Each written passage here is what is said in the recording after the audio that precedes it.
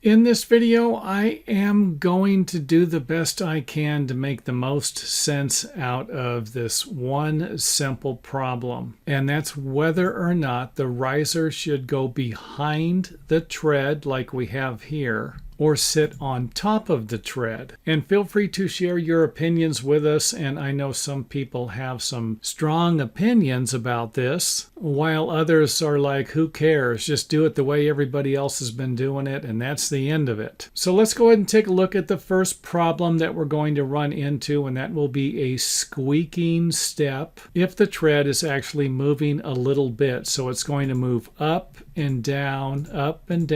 while you're walking up and down the stairs and applying pressure to the top of the tread. Now, you're not going to have the problem if you walk up the center of the stairway and you're standing directly on top of a stringer or some type of structural support. However, you could have this problem if you have overspanned stringers and undersized treads. And I used to run into this problem every once in a while when we would be using 5/8 plywood and maybe spacing the stringers 24 inches on center. And yes, I have over-exaggerated the situation. You're not going to get this much movement, or I should say, hopefully you're not going to get this much movement. However, if the tread just moves about 1/8 of an inch and the back of it rubs up against the front of the riser, you're going to get a little bit of noise. And if this happens on each step while you walk up and down the stairway, that could be annoying. Now, one of the best ways to eliminate this from happening will be to attach some type of a fastener like a nail, a screw, or a staple, and even use some type of an adhesive between the back of the tread and the front of the riser to eliminate any chance of movement. Now, the reason why I'm making this video is right here, because this method of construction allows you to attach some type of a fastener that can prevent the tread from moving at all. However, if we do it the other way, to where we have the riser sitting on top of the tread, we might not get any noise or as much noise because we're not going to have a board rubbing up against another board. And my next statement will depend upon what type of building materials you're using and fasteners,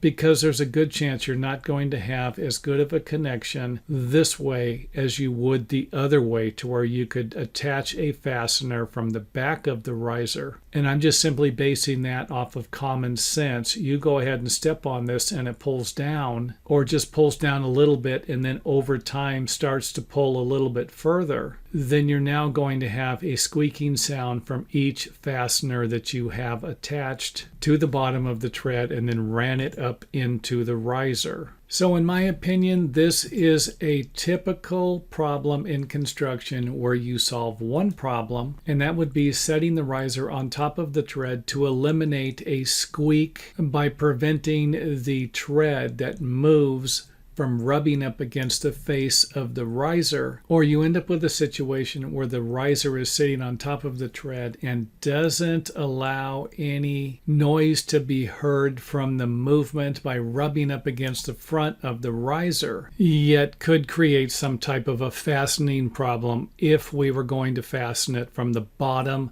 underneath side of the tread instead of the back of the riser. Which brings me back to something that I should point out, and I've pointed out in a lot of my other videos, and that would be the fact to prevent any parts of the treads or risers from moving in the first place. And that can be done by using different materials, thicker materials, or by attaching fasteners to the back of the riser that would go into the back of the tread, or by somehow using a structurally strong adhesive or some type of fastening system that would prevent the back of the treads from moving in the first place. And a problem like this can be solved by also adding additional structural supports. And to bring this video to a close, I'm going to go ahead and provide you with my opinion, and that's going to be to securely fasten